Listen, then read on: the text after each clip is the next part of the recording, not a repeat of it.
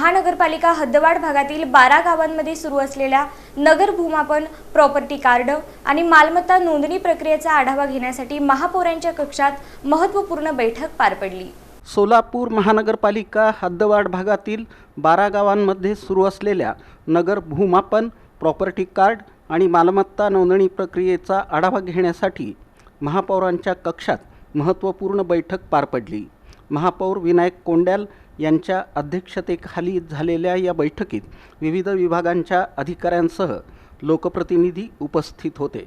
यावेळी सभागृह नेते नरेंद्र काळे, पालिका आयुक्त डॉक्टर सचिन ओंबासे, अतिरिक्त आयुक्त संदीप कारंजे, नगरसेवक बिज्जू प्रधाने, सिद्धेश्वर कमटम, प्रशांत पल्ली, नगर भूमापन विभागाचे कुरेशी, मॅपॅक्स कंपनीचे प्रमुख सचिन कांबळे, नगर रचना विभागाचे उपअभियंता जोशी, सहाय्यक अभियंता झरतार तसंच मुद्रांक विभागाचे अधिकारी उपस्थित होते। बैठकीत हद्दवाढ भागातील 12 गावांमध्ये सुरू असलेल्या नगर भूमापन कामकाजाचा सविस्तर आढावा घेण्यात आला।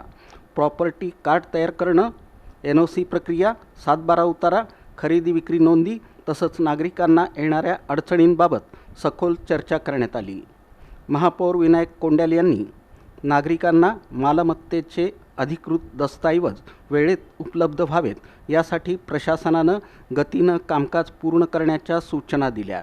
पुढील 1 वर्षात हद्दवाढ भागातील सर्व 12 गावांमधील प्रॉपर्टी कार्ड तयार करून नागरिकांना उपलब्ध करून देण्याचं नियोजन प्रशासनामार्फत करण्यात येत असल्याची माहिती यावेळी देण्यात आली। दरम्यान या संपूर्ण प्रक्रियेची माहिती लोकप्रतिनिधींना सविस्तरपणे मिळावी यासाठी येत्या 21 मे रोजी सकाळी 11 वाजता सोलापूर महापालिका काउन्सिल हॉल इथं सर्व नगरसेवकांसाठी विशेष सादरीकरण आयोजित करण्यात आलं आहे। या सादरीकरणामध्ये प्रॉपर्टी कार्ड, नगर भूमापन प्रक्रिया, आवश्यक कागदपत्रे आणि पुढील कार्यपद्धती याबाबत माहिती दिली जाणार आहे। सोलापूर महापालिका प्रशासनाच्या या उपक्रमामुळे हद्दवाढ भागातील नागरिकांच्या मालमत्ताविषयक समस्या मार्गी लागण्यास मदत होणार असून मालमत्तेच्या कायदेशीर नोंदी अधिक सुलभ आणि पारदर्शक होणार असल्याचं मत यावेळी व्यक्त करण्यात आलं।